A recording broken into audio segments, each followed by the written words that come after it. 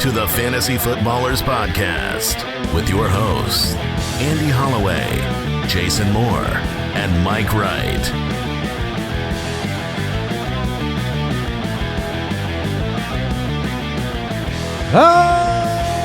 Welcome in.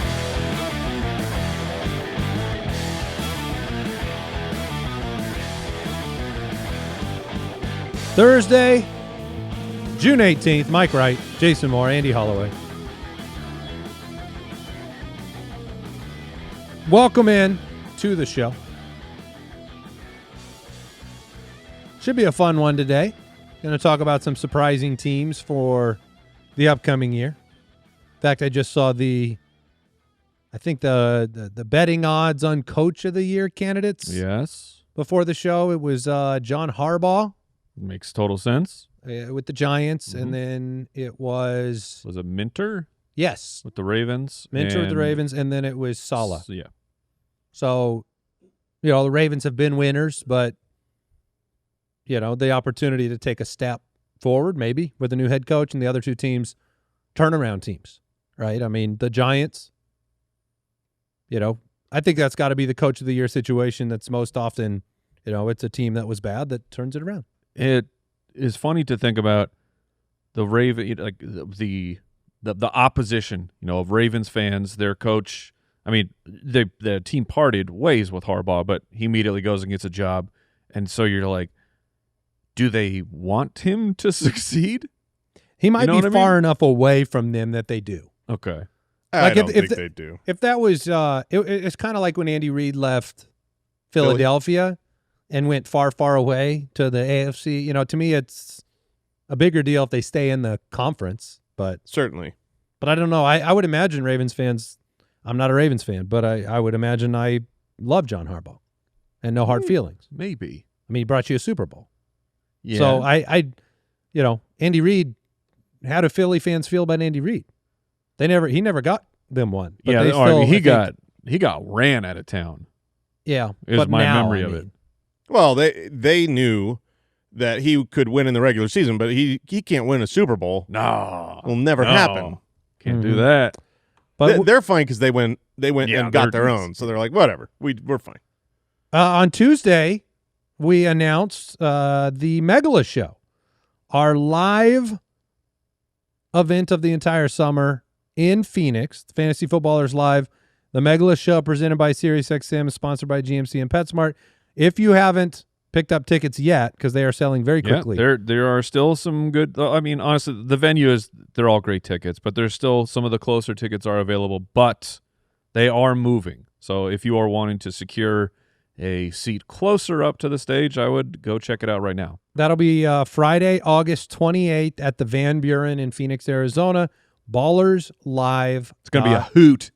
Jason will, and we confirmed this today, he will be back with his T-shirt cannon. I will. We're getting approved but we're not. This? We're not 100% sure it's going to be allowed. The venue is it doesn't have got a mezzanine. It does, but it doesn't have the height that the Palace Theater in Los Angeles had.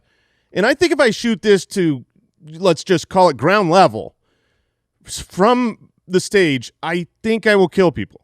And so I don't know. We're looking into insurance policies. I don't really like any of that stuff you just said. See what we He'll bank it off the roof if he has to. Yeah. I mean, they're T-shirts. Yeah. What's the worst that can happen? With an apple inside. How you like them apples? Bow! All right. I'm here to feed the Foot Clan. Maybe Mike will have the T-shirt cannon. That's all I'm saying. But we have some special stuff planned for the show. It'll be a perfect way to kick off the season. Friday, August 28th, ballerslive.com. The Ultimate Draft Kit's available right now at ultimatedraftkit.com. Quick question of the day. I mentioned it. What team do you think will surprise the most this season?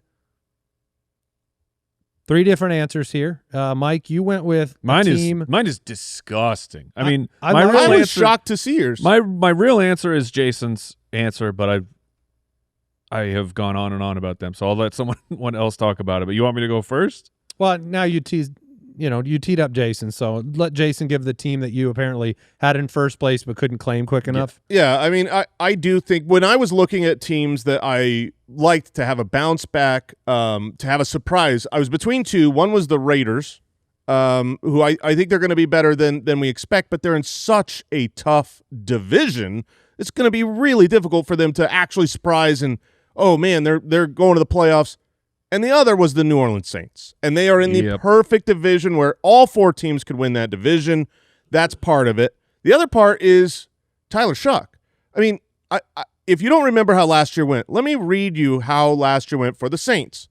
They had a snake man named Spencer Rattler, and it went loss, loss, loss, loss, win, loss, loss, loss. Then they made a change at quarterback and went 5-4 the rest of the way with Tyler Shuck. He's able to lead this team. I think they added great pieces in the draft. We talked about Kellen Moore and his pace of play and how that works for the offense. And from a fantasy perspective, I do think that the offensive speed with assuming Tyson ever gets his hamstring tied on or whatever they need to do there, I think the Saints are going to be a good team. And so a lot of times, I mean, this could really impact, say, Travis Etienne Jr. We want, running backs who are winning more. Like last year, I believe the Saints trailed on 77% of their offensive plays. That's not running back success. And so if they flip over and you go, oh, this is a team that, hey, they won 9 games, that's going to be more success for the running back. That's an interesting – I mean, the Saints are, I think, a team we're all rooting for. I would agree with that. I think that division – like, are they a good team or are they the best team in the division? I'm not sure those are the same thing. I look at that stretch rundown at the end of the year. They beat Tampa Bay, Carolina, the Jets, Tennessee for that 4-game winning streak. Carolina was the other win in that stretch. Everything else was a loss. So they're going to play those teams again. Yeah, they'll play Carolina and Tampa. And Kyle shared a graphic that just made me laugh. It was all 4 teams in that division: the Falcons, the Panthers, the Saints, and Tampa Bay, all with a thought bubble above their head that says, "Wow, this division sucks. Thank God I'm the only good team here." Because you can 100% make the argument for every team in that division. Like I can see Carolina. I can make that argument why they can win the division. Definitely can do it with Tampa Bay and what their personnel is. I think the hardest argument is probably Atlanta, but from a skill position standpoint, Bijan, Drake London, if they can figure the quarterback position out. But no, I think the Saints, because of the division, because of the youth, that they added another weapon for Tyler Shuck, is certainly a team that is primed to surprise. I think that the Saints can have a 1 at every single position. As a QB1, wide receiver, RB, and tight end 1. For fantasy purposes, yeah. They better win. That's the path. Mike, you said you had a disgusting team. Yeah, because I want to bring them up. They're not talked about really ever, as you will see by the ADP, but it's the Miami Dolphins. Oh. And it's like, I mean, the big splash, it starts I have another Malik brother? Malik Willis, I love him as a late round pick. He right now is quarterback 18 is what I'm seeing. So that is late round quarterback. Like you should be drafting him even if you drafted someone high. 100%. Just as a second quarterback, stash him. If he starts every game, there's 0% chance he finishes at 18. Correct. Right. This is what when the strategy really started to take off, it was, and shout out to JJ Zacharyson, great friend of the show. He put his PDF out, and it kind of changed the landscape where it was telling people you can piecemeal together production at the quarterback position late in your draft, especially when guys are mobile. And now you need them to be they have to give you production through the air to become elite. But if they are a mobile quarterback, they're going to finish as a top 12 guy. It's just going to happen. And it was always, you can get these guys late because no one's really interested. People are not interested in Malik Willis the way I thought he would be like 13, 14. So the fact that he's going this late, we have I haven't done enough. Well, I've tried all options. I'm here with you. It's just I think the tough thing and the reason he won't rise is because there are no weapons. Yes. So you have Etienne, who he's going as a top 10 running back right now, RB8. After that, it is pure nothing. And in fact, the ADP I'm seeing right now is rookie Chris Bell is the highest drafted wide receiver. Meanwhile, if you're paying attention to the beat reporters, Malik Washington's going to be the top target at the wide receiver position, at least the way that things are unfolding with the early camps. Normally when a team has vacated targets, they have the most vacated targets in the league. Yeah, the fantasy they're community at what, 53% of their targets and 78% of their air yards are gone. And normally we'll pick somebody and at least 1-2 names get elevated for taking a shot, and right now that has happened not at all. I'm curious, Kyle, look this up if you can. I'm curious what the lowest ranked number one wide receiver for a team is ever. If like they in played, the last decade? Like if they played, say, 16 games or 15. I'm just curious. Oh, you mean end of season? End of I thought season, you were saying what team has had the lowest until their first wide receiver was taken, because right now they're undrafted. Yeah, they're all undrafted, but I'm wondering if we look that up and assuming health, because I'm sure there's teams where no one was really healthy and they finished their best one finished as wide receiver 88. But I would imagine if guys are healthy, it's very difficult to have an NFL team not in the top 50. But we'll see. Kyle's a robot. Well, nobody said anything nice about Miami all offseason, so I'm glad that you're doing this. Greg Dulcich, I've brought him up before as a very deep sleeper at the tight end position, who, not outrageous production towards the end of the year, but he ended with a string of success for the team. And then I wanted to bring up a name who has he became a cursed name, is Bobby Slowick, who was the OC for C.J. Stroud's rookie year. And you had the breakout. And that year, if you recall, you had Ben Johnson, you had Bobby Slowick there, the belle of the ball. They could go to any team they want. The two future stars. Both of them stay put. Ben Johnson has another monster year with the Lions, and the Texans really fall off. Why I'm bringing that up is maybe it wasn't him. Maybe it wasn't Bobby Slowick who took all the smoke, all the heat of the Texans' offensive failures from that second year went to Bobby Slowick. But he wasn't there last year. Correct. and Stroud would look fantasy-wise, Stroud was at points per game, I guess he was slightly better than his sophomore year, but that wasn't the strength of the team. So I'm just bringing it up of let's go back 4,123 out of C.J. Stroud his rookie year, and it has just fallen. It's gotten worse, as we're going. So maybe Bobby Slowick wasn't the huge problem. If Malik Willis works, he'll be really solid for fantasy. I have no question with Achane. And it's and the money that they just spent on Achane, to me, is, you got to follow it. Okay, we got to keep him on the field. He's not a player who you can overload with carries. You can overload him with targets. But so it's just pay attention to this team, because the ADPs here are just ridiculous. Chris Bell, wide receiver 92, and then just no one else. Well, the final team, my team for the surprise of 2026. By the way, our three teams, Miami was 25th in points per game last year. Jason's New Orleans Saints, 28th in points per game. My team was 30th in points per game. So we're talking all three of them bottom third offenses. Opportunities to fix it at the quarterback position, and on the offensive side, it's the Tennessee Titans. I still believe in Cam Ward. I certainly believe in Brian Dable. We talked about Robert Saleh, third leading candidate for Coach of the Year potential. Saleh not concerned with Cam Ward's There was a comical report that Saleh's not concerned about the apparent report of OTA inaccurate passes. I'm like, Mike's like, you should be concerned about completing at least a little bit. Completing passes. If not, your primary concern is that your quarterback is accurate. Traditionally, year two is a good bet for quarterbacks to take a step forward. The last decade has seen top 10 quarterbacks average 2.6 more fantasy points per game in year two. Cam Ward had a nice end to the season where he reduced the turnovers, was throwing some touchdowns.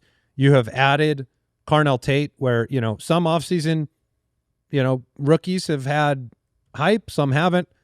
Everything about Carnell Tate has been glowing. They add Wan'Dale Robinson. To me, this offense with Brian Dable is primed to have success. And, it's not the same as the Saints inside of that South, but it's not a division you couldn't see a team making a move in. Like Houston, their defense is incredible. What is their offense? Indianapolis, are they going to be able to do what they did last year with Daniel Jones? He's coming back from injury. Jacksonville, I think we all have high expectations, but Trevor Lawrence has disappointed us before. So I think they have the pieces to do it. This one rests to me entirely on Cam Ward.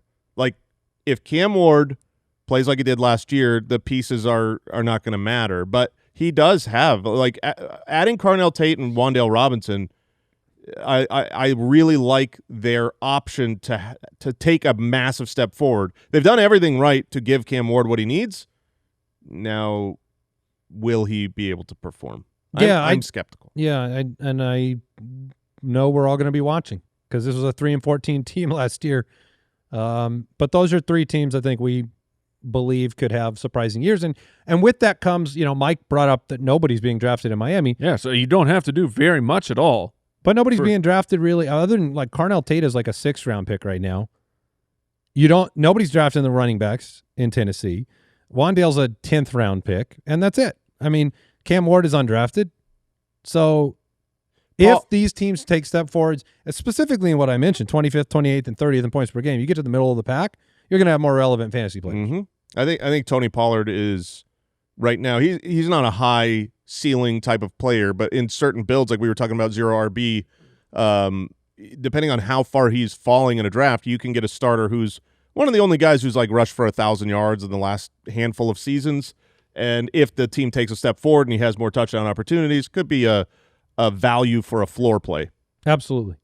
All right, we'll take a break and we'll jump into the news.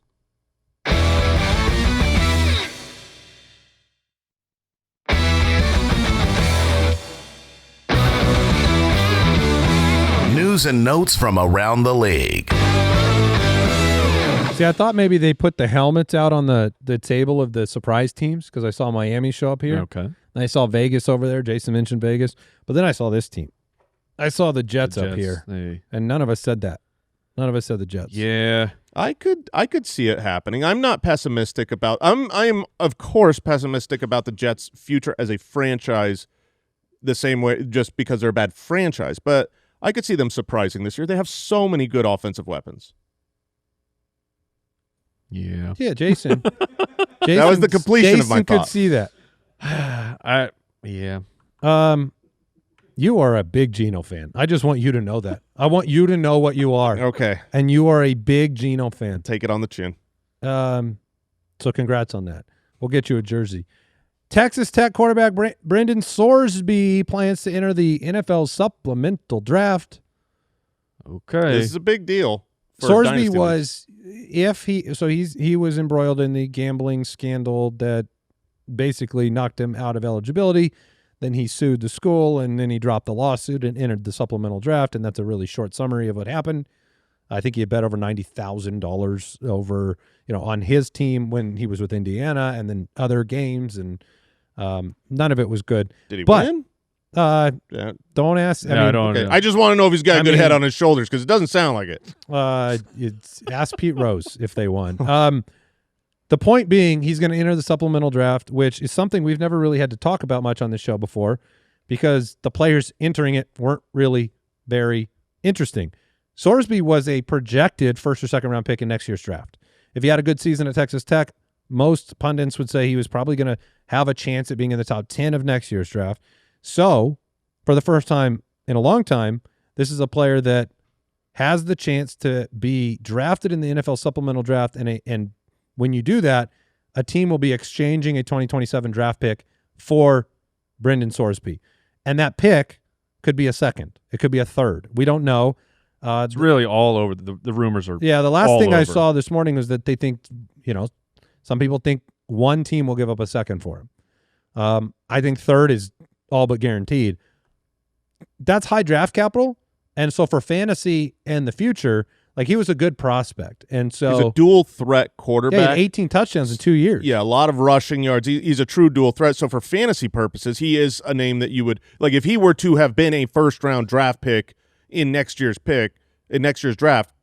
This would be someone in Superflex that is going, at the top of draft. So we had a big conversation on the Dynasty show that came out last week on Wednesday. If you listen to the Fantasy Footballers Dynasty podcast about what do you do if your rookie draft is over right now, which most dynasty leagues have already done their rookie draft, but now this guy's going in because you got to figure that out. If you're in any dynasty league, you're going to have to figure that out. Does he go to waivers? Do you have another supplemental draft of your own?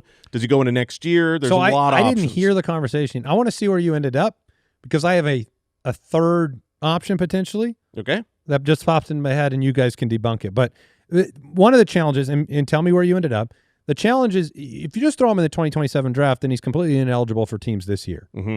Because your rookie draft has already taken place, and if you put him in the 2027 rookie draft, which I think is fine as an option, he's not likely to be drafted and then start and make a difference, but maybe. So that's an option, right? The other option is to execute like a supplemental style draft, like the NFL does. Yep. That has its own challenges. Tell me where you ended up because I have another idea. I think we ended up with doing it just like the NFL does it with supplemental drafts, where basically what you do is everyone does a blind bid on, if you want him, you're giving up next year's pick. You can give up next year's second, next year's third, and then essentially whoever had the higher, and this is exactly what the NFL does, whoever had the higher pick in this year's draft, the worst order, if two teams were to bid a second, then whoever was the worst team this year gets him. Just like it was a draft, he'd have the first pick in that round, and theoretically, it will be giving up a higher pick in next year's draft. So that's where we landed as the preferred option, but we did give 3 totally legit options.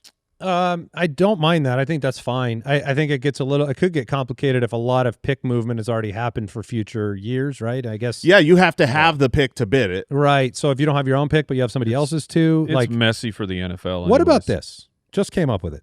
Top of my head, probably dumb. What if it was just in-season fab budget active for Sorsby? Well, you can, but not everyone has fab. Some what do you people, mean? Some people just do priority. Priority. Yeah, it wouldn't apply to them. Oh, okay. The solution doesn't apply to those that do not have fab. I'm just saying, I was just thinking about it, like if we all have our $100 in-season fab, a lot of people have off-season fab, but we wouldn't be talking about that. But if you just said everybody in our Dynasty League today has their $100 in-season fab to I think that would be you think people are going 100? No. So, I think that's an open free market to do that. And obviously, you should not be doing this until after the NFL supplemental draft. He still has to get approved. What do you want? And drafted. Yeah. What do you want? Which, by the way, he's got a pro day coming up, I think, in the July. 10th. What do you think we should do in our Dynasty League, Mike? Like right this moment. The fact that we offer an in-season fab, I think that's perfectly fine. Because see, that seems really clean to me. Is ours, we're in a single quarterback league, so I'm not on the side of anticipating an NFL team is going to spend a third or a second, maybe a third, but on a guy who just got marked ineligible to play in college football. Well, I know the judge overturned it, but for gambling. Yeah. Like this is a big no in the NFL to have a player anywhere associated with betting. Because if a team exchanges a third, this is not like they're giving up a first. This is not a guaranteed to production for him in the future. Carson Beck was a third-round pick. If you told me Carson Beck is available for in-season fab, he's not going for much. No, so correct. I think that is somewhere where that's an interesting way to do it if you want him to have eligibility for this year. If you don't care about that, throw him into 2027. If you have a pretty clean future dynasty draft situation in 2027, do it that way. It's funny, as long as we've done this show, this is, I don't think ever been, because the only 2 relevant guys in the past were Terrell Pryor and Josh Gordon. Oh, shout out to Josh Gordon. Yeah. 2nd round supplemental pick. But that was also a dominant player. And then for a year. Yeah. I don't think we had him back then. No, gambling wasn't quite what it is today. No. And marijuana wasn't quite what it is today. Correct. The rules were very different back then. Denver Post is reporting R.J. Harvey underwent surgery this offseason to repair a torn labrum he suffered in that championship game loss. Mike, how does that make you feel? That's your shoulder. It makes me. Doesn't concern me. You don't think a shoulder would be important for a player who hits people with his shoulder all the time? Not as important as the legs in which he will use to run. I'm not concerned about a shoulder injury getting better. It doesn't change where my stance was on Harvey versus Dobbins. And we just got more, and I know we're in the coach speak era, but Coleman's getting talked up. Oh, is he? See, this I is thought you were going to say J.K. Dobbins is going to get talked up by himself, which he did. He said he's going to be the He number one. made us a promise. He said he'll be the number one running back. No injuries. I'm going to tell you this right now, Mike. If you want to take advice that will guaranteed pay off, you should make J.K. Dobbins a my guy. Why is that? Because it's just going to work. And you've been talking about it. I'm just telling you, like, it's going to happen. People know It's how gonna much I happen. love JK. Yeah, he's great, but I do think that this actually opens the door for Jonah Coleman a little bit. They're going to open training camp, and R.J. Harvey is not going to be out there in pads and full contact. And that's not to say that, when they hit the season, Coleman's going to usurp him, but it just means they're going to see more of Jonah Coleman and what he can do. It's exciting to me as someone who really liked the prospect. Yes. How many legs does Coleman and J.K. Dobbins have? Currently 4.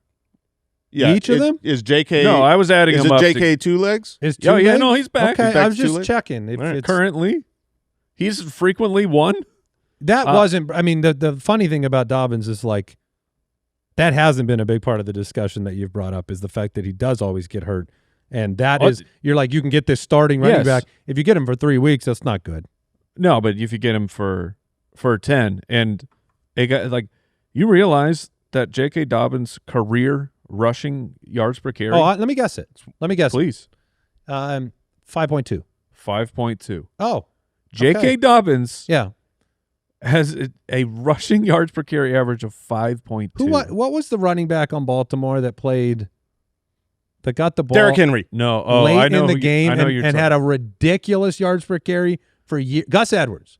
Before he became a starter, Gus Edwards, they'd put him in there and he had like a 6 yards per carry for 3 straight years or something. Oh, man.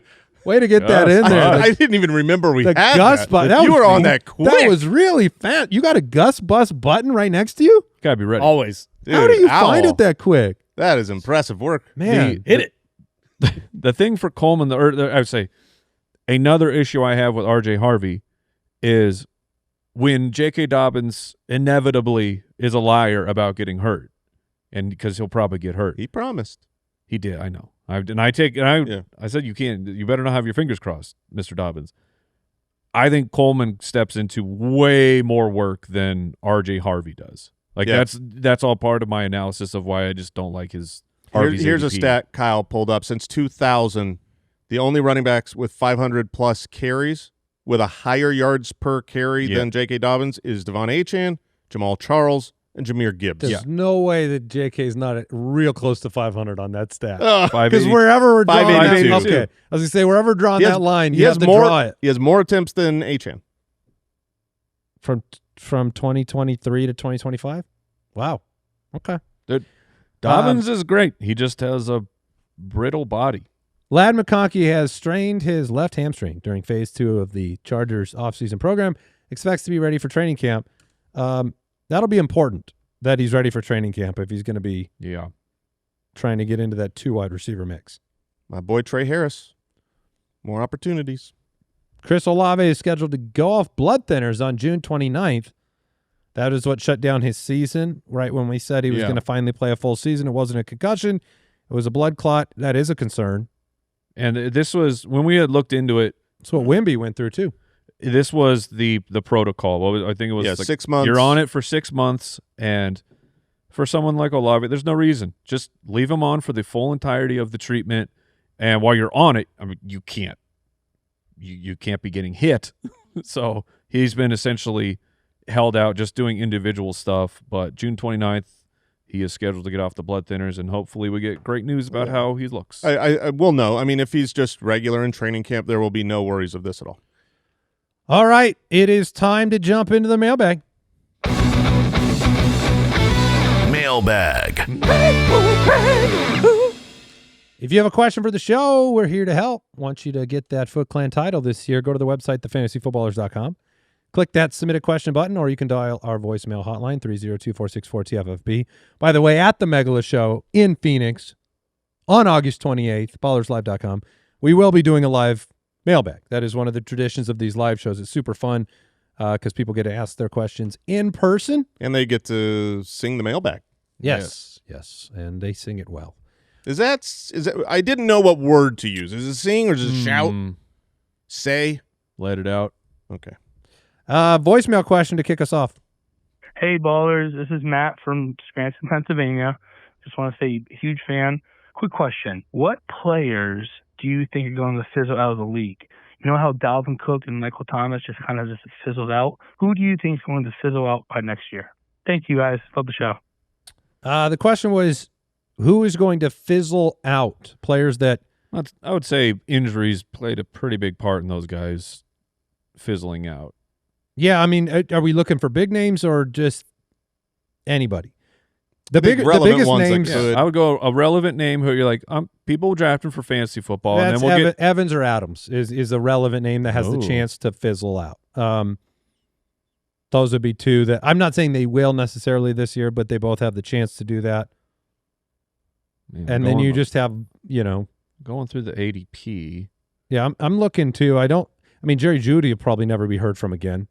Yeah. Does that matter? I mean, to be kept. Tony Pollard. Tony Pollard could certainly fizzle out. Nicholas Singleton. Yes, and Pollard could. Woody Marks could fizzle out. You may never hear from him again. Oh, Brooks. I mean, there's Brooks a is chance. speaking my love language. Brooks is saying DK Metcalf he already fizzled out, guys. Sort of. I mean, I can't really argue with that. You should not sign that money and then lose to Kenny Gainwell in the receiving. Did you say DJ Moore? No, that's a great one. I mean, I think that's the name where it's like it's still kind of exciting, and he'll probably do nothing and never be heard from again. Is there a quarterback that you would say after this year you'll never hear their name again? Is there anybody in the starting? I mean, Aaron Rodgers notwithstanding. I mean, it's hard to say because he's literally the MVP. But at that age, when you lose it, you lose it. Peyton went from MVP to just done, and it comes with an injury, but Stafford is up there. And the player that I will say I am worried about in 2 years. So it's like I don't think he's going to fizzle out. I think he's going to be great this year. I love him this year. But I think we're near the end for Dak. Yeah, Dak is I think he's 36 and a half or something right now. I was going to guess mid-30s. He's older than you think. He's that old? He's 32, Jason.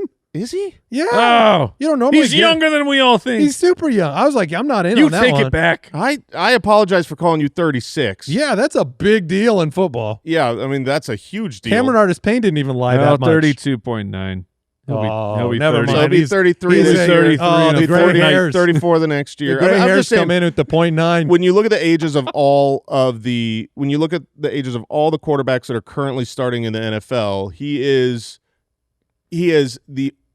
basically the oldest relevant good, like Geno's older, who is not already so close to out. He's not. Obviously, we're going to go Aaron Rodgers and stuff, but I'm just saying, like, he's the next oldest actually currently good quarterback. He's 32, man. He should play for another 5 or 6 years. You think that, but there's not a lot of there's not a bunch of 34-year-olds out there. They really do kind of drop off there.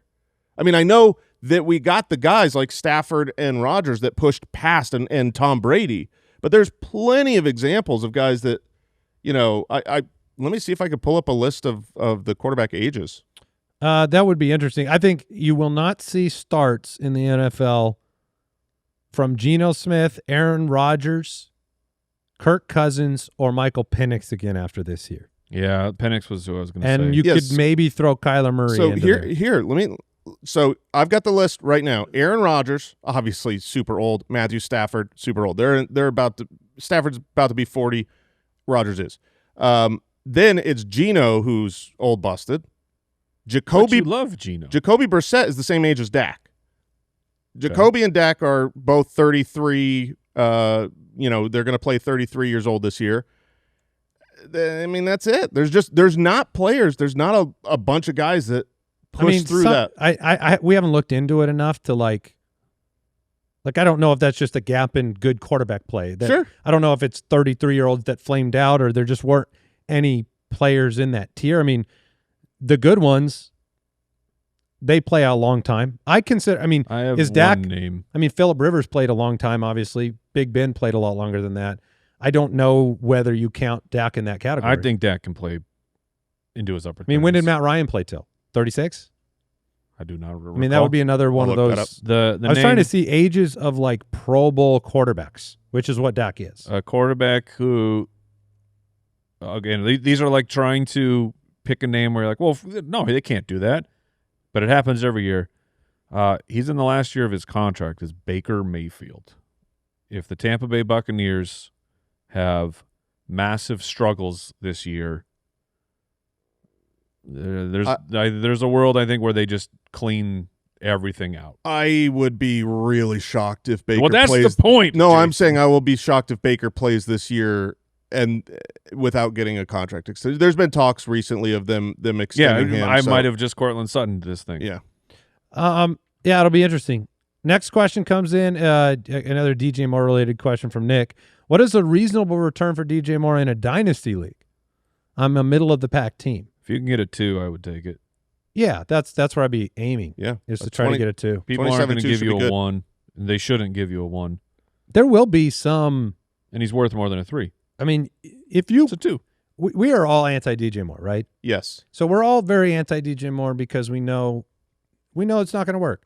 But if you left me, like if you put him on my team, and you left me alone for about 15, 20 minutes, I could still try to find a path in my head. Okay, sure. how about and this? So there are people in that league that I think you can get that trade done. Do you assume that in your dynasty league, the team that has Josh Allen is a competitive team? They're probably not. Yes. Generally speaking, they're a competitive team. Go to that team and be like, hey, if they're a championship type of team, right. You want your stack, trade me your first for DJ Moore. Maybe he's dumb and he'll do it. Otherwise, yeah, I think Moore will work really well in dynasty leagues as a throw-in to a bigger trade too. Not a throw-in, but a player to include. Let's take another break, and we'll be back with some more questions.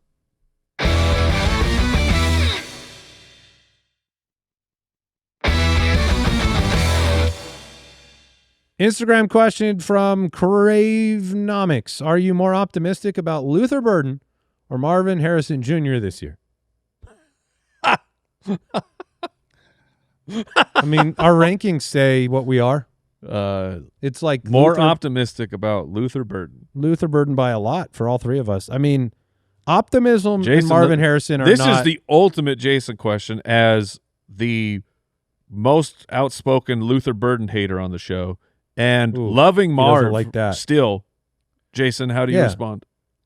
You do have him ranked the closest. I am really close on this. I am very, very close. I could see Marv.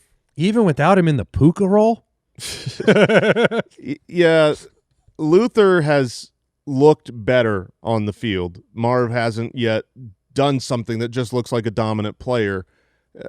He still has every opportunity to do it. I think if you told me who's going to get more targets this year, I still think it's going to be Marvin Harrison. I have Luther Burden 3 spots ahead of Marv. Yeah, you're the tightest in terms of that ranking. Yeah, you guys have a 10 gap. spots apart. I don't have a big gap. I think that when you're looking at those type of players, you just take the type you want, the archetype you want. You want the true guaranteed number one of an offense, and you think Marv could still be that, where Loveland, Odunze could easily be the key cogs in the Chicago offense, and you don't see Michael Wilson as a threat the way that those guys are. Luther could lead the team in targets and, really have a breakout, but I have him third. It's in targets with those three. Yeah.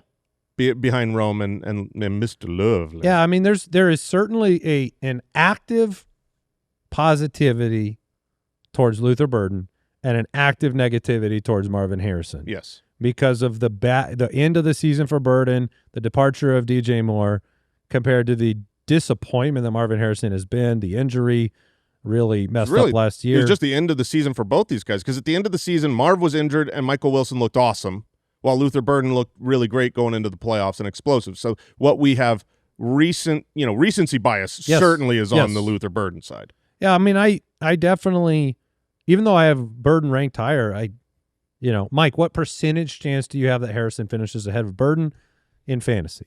Because my percentage is in the. He said that Luther finishes higher. Okay, the percentage chance that Luther Burden finishes higher than Marv. No, I actually meant the other way around. Since we both have Either way, we'll give both answers. Well, I'm just saying, since we both Which have number do you want me to give you? We have Marv ranked much lower, so it stands to reason that the percentage should be, what's the chance the lower guy finishes higher? The chance that Marv outscores Luther Burden, I'll put it at... I got my percentage written down, since me and you both have a 10-player gap. I will put it at 39%. Yeah, I was going to say like 33%. Jason he'd probably say that's not 55, impossible. 45. Yeah, I mean, I feel like I'm 50-50 on those two guys. 55! There it is. By the way, another fade out, or what did we say, Fizzle player that Brooks brought up. Mm-hmm. He's just 28, but it's already happening. TJ Hawkinson. Oh, my guy. We've already fired the flaming arrows at his casket. Whose? Hawkinson. Who? Oh, TJ Hawkinson. He was a tight end. Oh, He was. Yeah. And then he isn't. Instagram question from D. Heil. Man, Hawkinson. Goodness gracious, that was fast. Yeah, that sucked. was really fast. There was a real burn bright. You had the trade. Mm-hmm. 10-team PPR keeper league. My keepers are Drake London and Jeanty. Okay. Should I now avoid Brock Bowers? No. oh my gosh, no. No. In other words, in general, is a running back and tight end on the same team risky? I don't ever think about it. I really don't, because I don't think about that many tight ends. And the tight ends I do think about, I don't think about whether I have another one of their players. I really don't. Right. Yeah. There's no situation where if you had Trey McBride, you're not avoiding Jeremiah Love. No. No. If I have Loveland, I'm not avoiding Swift or anything like that. I mean, Bowers, Jeanty, sure, put them together. Kittle, CMC, fine with it. Tyler Warren, Jonathan Taylor, Do it. cool. I'd like that. Yeah. That means I have a tight end. That's what that means. Instagram question from Jordan. Writing in, keeper question, brings up Bowers again. Brock Bowers or Saquon Barkley in a full PPR? Ooh. I mean, technically Saquon goes higher in drafts, but it's close enough between the two in their draft selection and ADP that it's not a guarantee you can draft Bowers. You know what I mean? Like you don't have the option to like go around higher on him or something because he's a later round pick. I would take Bowers. So the question actually looks like a keeper question, where it's a 302 for Bowers or or the 208 for Saquon. So they're giving up their second to keep Saquon or their third to keep Bowers. No, these are the ADPs. Kyle has. Yeah. Okay. Yeah. It's just keeper one or the other. That's just where they're going. It's 208 and 302. I would keep Bowers. I would keep Bowers as well. I would keep Bowers. I am somewhat in on a Saquon bounce back, though. I will say that. Not to number 1 or number 2 or something like that, but I do think 208 for Saquon is a deal for that team and what the identity is going to be in the offensive line and the defense. And like, there's not another option there that's going to, I mean, unless you're into Tank Bigsby, which I'm not. I am.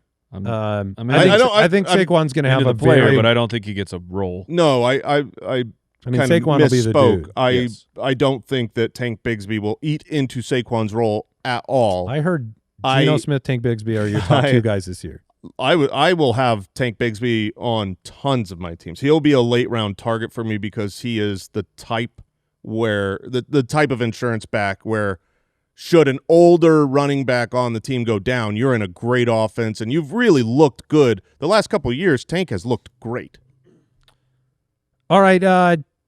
This question comes in from Instagram. Hey, boys, what hot take so far this offseason do you find yourself agreeing with?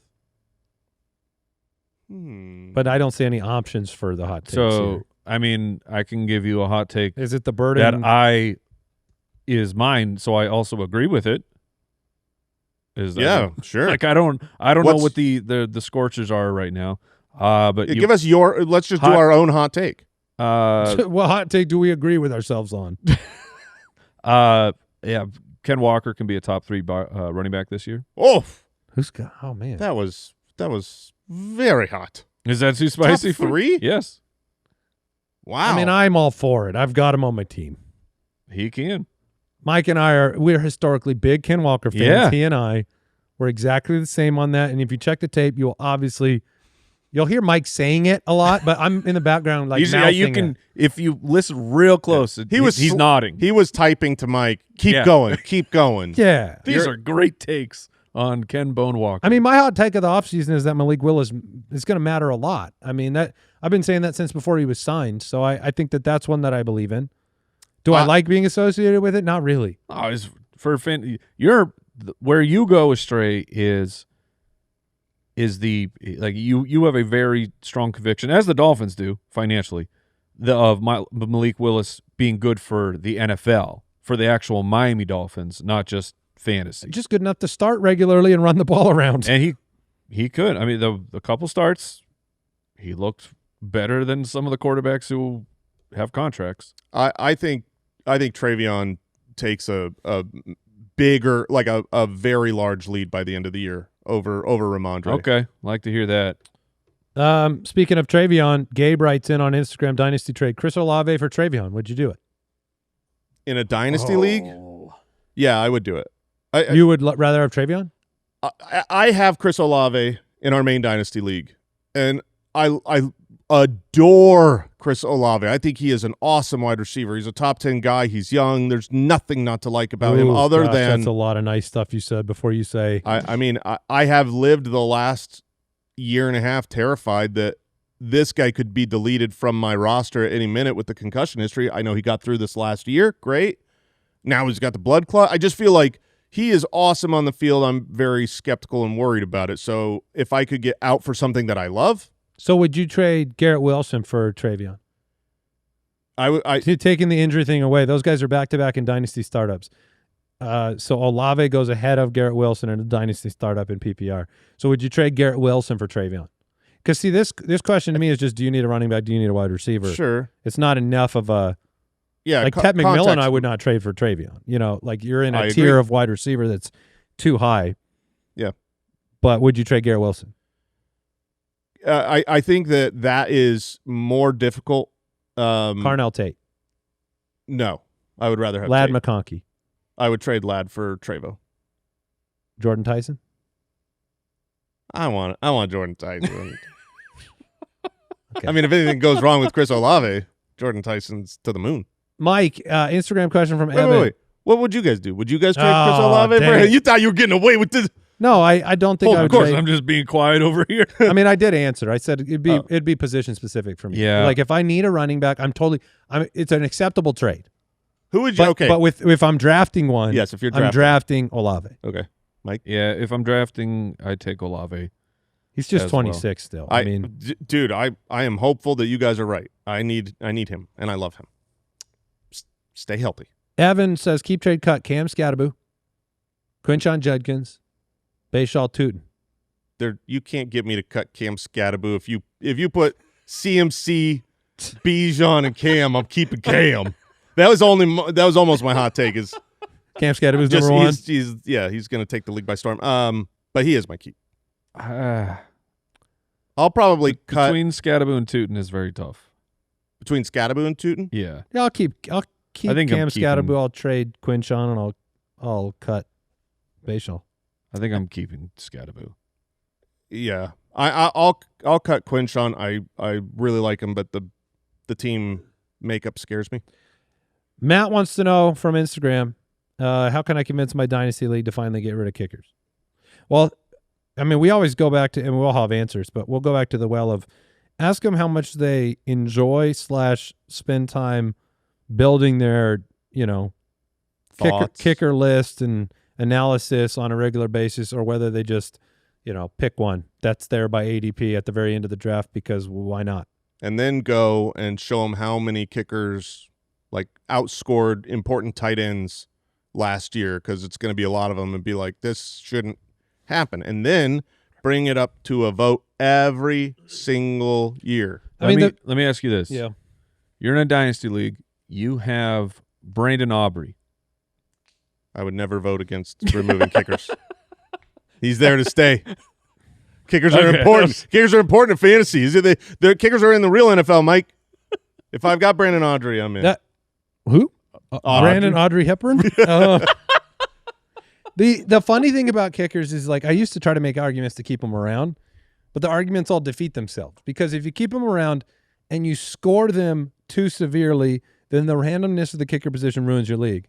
And if you take the alternate approach because you just want to have them there and you're like barely count their points, then they're really meaningless, which you should remove them. Mm-hmm. So I don't see a scenario where like, you could be Also, like, oh, a field goal made is 1. Also, one of the things that's helpful in a lot of leagues is the addition of adding another flex spot. So you can make it, hey, instead of a kicker, I think we should have one more flex spot. It'll, give it's depending on how many you have. We did that when we got rid of our kicker in our league and just gives a little bit more to play with. Don't worry. If you have kickers in your league, we put out kicker rankings. We do that for you. But it's not fun. No. Unless you have Brandon Audrey Hepburn. Website question from Chase. Where are you guys at with Gunnar Helm? I think he has great sleeper potential. So does Andy. Yeah, I agree. I mean, I liked Gunnar Helm last year. He made some plays down the stretch. They got rid of Chigakonkwo. I like them as a sleeper team. This is the Titans tight end. Yeah, he actually had year He was 2. a rookie last year, yeah. He had a few top 10 weeks last year. The snap count will be high this year. Yeah, Gunnar Helm will be their guy. He'll be on the field and he'll make plays. I don't think that he can be – we talked at the beginning, the additions of Wan'Dale Robinson and Carnell Tate. Yeah. Yes, you lost Chig, but the targets are going to go to those two guys. He also Okonkwo, aside from a couple spike weeks here or there, he never came through for the Titans. When you're looking at this level of a tight end, I have to be able to see a path that they just end up as the number 2 target. Like you can't go Schultz. Like you can't Schultz it up. Well, Schultz was the number 2 target, wasn't he? Schultz. I don't know if he was considered that or not. Well, but it was like Christian Kirk probably. Like last year, liking Juwan Johnson from the Saints because it's like they have Olave and who else do they have? But the fact that you have a top 5 pick and a free agent wide receiver that you gave a bunch of money to, like they're locked in. Their target share is very safe. And is this why you probably wouldn't be in on Brenton Strange this year? Brenton Strange is a little bit different as the offense projects to be high powered. Yeah, so I don't think he'll be anything consistent, but his spike weeks, though, I think there'll be more just because of the amount of touchdowns to go around. And yes, Dalton Schultz was the number 2 in targets. There you go. But the Dalton Schultz stuff is all so confusing of, like it's real noisy last year of the success that Jaden Higgins? No. Jalen Noel? Davis Mills had with the team. All righty. That guy from someplace writes in on Instagram. Last question for us. Favorite turn position to draft from, the first pick or the 12th pick? I'll go. I like the 1. Yeah, I'm gonna take the best player. I'll take the 1. If I have to go on a turn, I'd rather have Bijan or Jameer. Mm-hmm. Yeah, I like the guys at the 2-3 turn. At being in the 1 spot. Yeah, if you're at the 1 spot, and yeah, I like that. I think that's going to do it for today's episode, everybody. Thank you for sending in your questions. Hopefully some of those answers were helpful. And one last reminder here, if you want to pick up tickets, they're selling very quickly. BallersLive.com for our Megala Show live event here in Phoenix in August. You got some time to get your plans sorted out. It's only June. But if you want to pick up tickets, it is our biggest event yet. Please do. It's going to be fun. Biggest venue. I can promise you, I took a look at some of the stuff we're planning today from a production standpoint. It is going to be outstanding. It's going to be so much fun. Awesome surprises. Just really cool stuff. We're putting a lot into it. So ballerslive.com for that. UltimateDraftKit.com if you want to pick up the UDK. And we will be back with another episode next week unless you are a member of the Foot Clan and you get the Footcast tomorrow. Take care. Goodbye. Thank you for listening to another episode of the Fantasy Footballers Podcast. Join our fantasy football community on jointhefoot.com and follow us on Twitter @TheFFBallers.